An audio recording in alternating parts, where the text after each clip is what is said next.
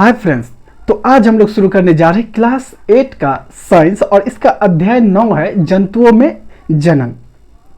देखो, इससे पहले हम लोगों ने जो वीडियो किया है इसी चैप्टर का, उसमें 5 क्वेश्चन है।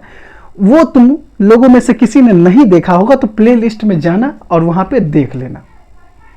आज हम लोग इस वीडियो में प्रश्न 6 से प्रश्न 11 तक कवर करेंगे, लेकिन ये वीडियो तुम लोग कंटिन्यू रखो। इससे पहले मैं यही बोलूंगा कि तुम लोग कॉपी और कलम साथ में लेके बैठो, ताकि आज का काम अभी के अभी तुम लोग नोट कर लो और बाद में रिवीजन करने में आसानी होगा। अब तुम लोग बोलोगे कि रिवीजन तो वैसे भी कर सकते हैं, फोन से भी आराम से देखेंगे। आप तो लास्ट में क्वेश्चन पूरे क्वेश्चन आंसर तो दे ही देते हैं।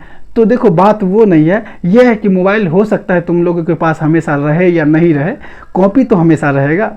ठीक है, वो मम्मी पापा लेके चले जाते होंगे, फ़ोन कभी कभी मिलता है, तो इसीलिए तुम लोग क्वेश्चन अभी के अभी इसका लिख लिया करो। ठीक है, चलो अब हम लोग शुरू करते हैं। प्रश्न 6 की तरफ चलते हैं। निषेचन किसे कहते हैं? तो उत्तर है नर तथा मादा युग्मकों के संलयन को निषेचन कहते हैं।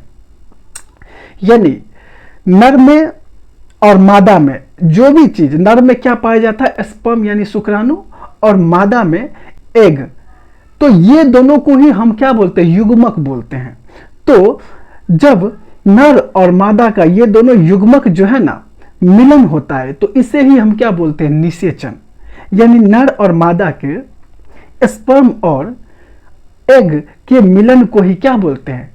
निषेचन यानी फर्टिलाइजेशन। आ गई बात समझ में? चलो अब हम लोग प्रश्न 7 की तरफ बढ़ते हैं। निषेचन यानी फर्टिलाइजेशन कितने प्रकार का होता है?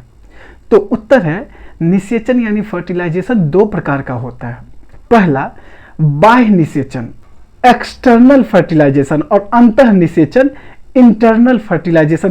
तो निषेचन कितने तरह का होता है? 2 तरह का, यानी बाह्य निषेचन और अंतः निषेचन। बाह्य निषेचन को हम एक्सटर्नल फर्टिलाइजेशन और अंतः निषेचन को इंटरनल फर्टिलाइजेशन बोलते हैं। आ गए बात समझ में? चलो अब हम लोग प्रश्न 8 की तरफ बढ़ते हैं। प्रश्न 8 है बाह्य निषेचन किसे कहते हैं? तो उत्तर वह निषेचन जिसमें नर एवं मादा युग्मक का संलयन मादा शरीर के बाहर होता है, उसे बाह्य निषेचन कहते हैं। जैसे मेढक, मछली में बाह्य निषेचन होता है। देखो, ऐसा फर्टिलाइजेशन, ऐसा निषेचन जिसमें ये जो युग्मक है, मेल का स्पर्म और फीमेल का एग, यानी मेल का शुक्राणु और फीमेल का अंडाणु, ये दोनों का जो मिलन होता है ना, मादा यानी फीमेल शरीर के अंदर नहीं होता है, फीमेल शरीर के बाहर होता है। तो इसे ही, ऐसे फर्टिलाइजेशन को ही हम बाह्य निषेचन बोलते हैं। समझ में आ गया बात? जैसे मेढक है या मछली है, इस सब का जो फर्टिलाइजेशन होता है ना, बाहर होता है, फीमेल के अंदर नहीं होता है, वो फीमेल के शरीर के बाहर होगा और अंडाणु और शुक्राणु आपस में मिलेगा। ठीक है, तो किस में होता है? मेढक और मछलियों में। चलो अब हम लोग बढ़ते हैं प्रश्न 9 के तरफ। आंतरिक निषेचन किसे कहते हैं? उत्तर वह निषेचन जो मादा शरीर के अंदर होता है आंतरिक निषेचन कहलाता है। जैसे मनुष्य, गाय, कुत्ते में आंतरिक निषेचन होता है। ऐसा निषेचन, ऐसा फर्टिलाइजेशन जिसमें युग्मकों का जो संलयन है, युग्मकों का जो मिलन है, वो मादा शरीर के अंदर होगा। यानी पुरुष का जो स्पर्म है वो फीमेल के एग के साथ जो मिलेगा, वो फीमेल के शरीर के अंदर मिलेगा। ठीक है, ये दोनों का आपस में जो मिलन होगा वो फीमेल शरीर के अंदर होगा। तो ऐसे फर्टिलाइजेशन या ऐसे निषेचन को ही हम आंतरिक निषेचन कहते हैं। जैसे मनुष्य है, कुत्ता, बिल्ली, घोड़ा, गाय, तो इस सब में भी ऐसे ही होता है कि मादा जो है ना, उसके शरीर के अंदर में ये स्पर्म और एग का मिलन होता है, संलयन होता है। चलो अब हम लोग बढ़ते हैं प्रश्न 10 के तरफ। युग्मनज यानी जायगोट किसे कहते हैं? उत्तर नर तथा मादा युग्मकों, शुक्राणु और एवं अंडाणु के मिलन से बनने वाले कोशिका को युग्मनज यानी जायगोट कहते हैं।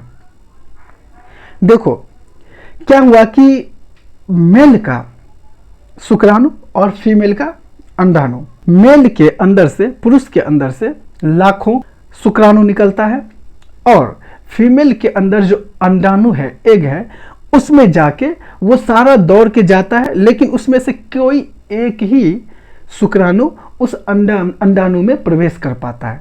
तो जब एक शुक्राणु उस अंडाणु में प्रवेश कर जाता है, यानी अंडाणु और शुक्राणु आपस में मिल जाता है, तो वो जो नया कोशिका का निर्माण होता है ना, तो वो नया जो कोशिका होता है उसे ही हम बोलते हैं युग्मनज यानी जायगोट। होता ये है कि जब तक अंडाणु में शुक्राणु नहीं गया है तब तक वो अंडाणु समझ लो कि ओपन है। और क्या होता है कि अंडाणु में शुक्राणु के प्रवेश, एक शुक्राणु प्रवेश किया, उसके बाद वो अंडाणु एक तरह से लॉक हो जाता है, ठीक है, और वो एक नया समझ लो कि कोशिका का निर्माण होता है वहां पे। तो उसे हम क्या बोलते हैं? युग्मनज यानी जायगोट। आगे बात समझ में? चलो अब हम लोग बढ़ते हैं प्रश्न 11 की तरफ। शुक्राणु यानी स्पर्म किसे कहते हैं? तो वृषण नर युग्मक उत्पन्न करते हैं जिन्हें शुक्राणु कहते हैं। यानी वृषण मनुष्य का एक पार्ट है, पुरुष का एक पार्ट है, पार्ट ऑफ बॉडी। वो जो है ना, वो क्या करता है? स्पर्म उत्पन्न करता है। क्या उत्पन्न करता है? स्पर्म, नर युग्मक, उसे ही शुक्राणु कहते हैं। आगे बात समझ में? तो आज का वीडियो यहीं तक था। हम लोग मिलते हैं नेक्स्ट वीडियो में। तब तक के लिए टाटा, बाय बाय।